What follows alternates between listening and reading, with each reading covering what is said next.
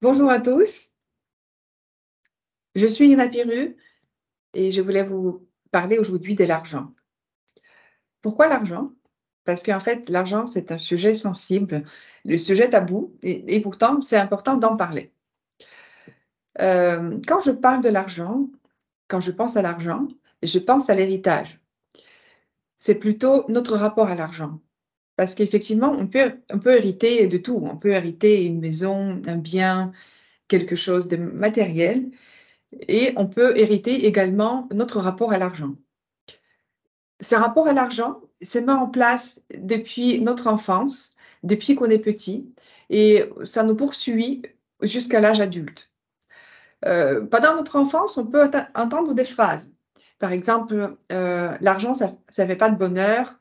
L'argent, ça ne pousse pas sur les arbres. Ou bien, travaille bien à l'école, sinon tu vas finir dans la rue.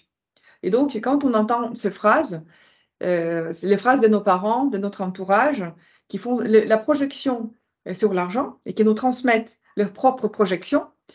Après, quand on devient adulte, on vit avec ces phrases. Ça nous poursuit. Et de l'autre côté, on est influencé par la conscience collective.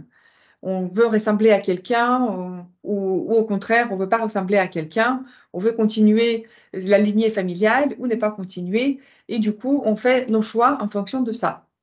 On appelle ça des archétypes, de la conscience collective. Et des archétypes liés à l'argent sont très fortes, sont très puissantes. Et donc, je vais vous partager mon expérience personnelle par rapport à l'argent. Moi aussi, quand j'étais petite, j'entendais des phrases. Et les phrases, c'était principalement «l'argent, ça ne fait pas de bonheur» ou bien «regarde, il y a une telle personne, elle a de l'argent, mais par contre, elle est pas heureuse ou bien sa femme, elle est malade ou sa fille n'est pas polie ou quelque chose comme ça. Donc, il y avait toujours quelque chose en contradiction avec l'argent, de dire voilà, il a de l'argent, mais il n'a pas ceci, il n'a pas cela. Et donc, j'ai intégré une croyance que si on gagne quelque part, si on gagne de l'argent, on va forcément perdre quelque chose. Et du coup, j'ai apporté avec moi cette croyance. Et quand je suis devenue adulte, je me suis dit, je ne veux pas perdre quelque chose, donc je ne veux pas gagner beaucoup d'argent. Et je me suis installé une limite au-delà duquel je voulais pas y aller. Comme si la vie, c'était une roue d'équilibre. On gagne, on perd. Et donc, moi, je me suis dit, je ne veux pas perdre, donc j'ai décidé de ne pas gagner. Et je ne m'autorisais pas d'aller au-delà de certaines limites. Et donc, comme ça, on peut avoir plein de croyances opposées et contradictoires. On peut les avoir en même temps. Et donc, c'est ça qui est bizarre.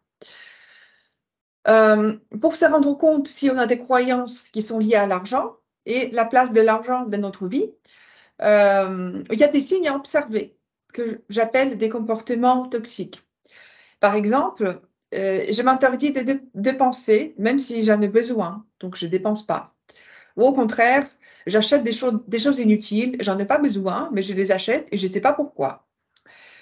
J'ai la tendance de donner quelque chose pour me sentir valorisée et c'est la seule raison de ma générosité.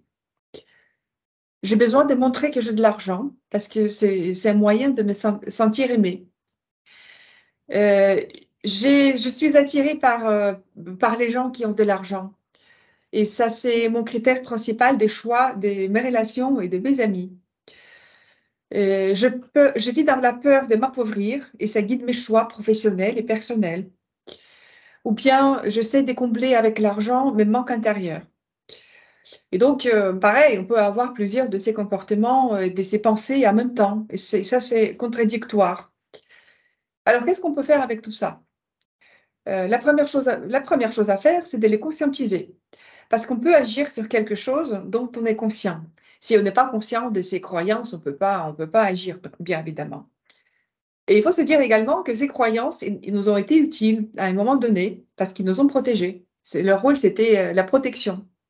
Et après, quand on a pris conscience, on peut décider qu'est-ce qu'on fait avec ces croyances. Est-ce qu'on les garde ou pas? L'argent, ça nous amène aussi à des paradoxes. Parce que l'argent, c'est du matériel, c'est quelque chose de rationnel, mais on y projette nos émotions, on peut y projeter nos peurs, nos espoirs très profonds. On a des exemples de familles riches où il y a beaucoup d'argent et au moment d'héritage, on voit ces familles, se disputer, ça se déchire et on ne comprend pas pourquoi, parce qu'il y a beaucoup d'argent. C'est pas l'argent qui manque. Et quand je pense à l'argent, il y a une métaphore des rivières qui me viennent. C'est une métaphore d'une rivière. Plus il y a de mouvement, plus il y a de l'énergie, de fluidité, plus il y a de la vie. Et au contraire, avec une rivière vide où il n'y a pas de mouvement, il n'y a pas de courant, ça finit par stagner et mourir. Et avec l'argent, c'est pareil. Plus on donne, plus on s'enrichit. Plus on est généreux, plus ça va nous enrichir intérieurement et extérieurement. Et plus on garde pour nous, plus on s'appauvrit. Et les besoins de chacun sont différents. Chacun décide de quoi il a besoin. Est-ce qu'il a besoin de beaucoup d'argent ou pas, ou plus ou moins. Et ça, c'est OK. L'importance, c'est de ne pas laisser l'argent de prendre le pouvoir sur nous.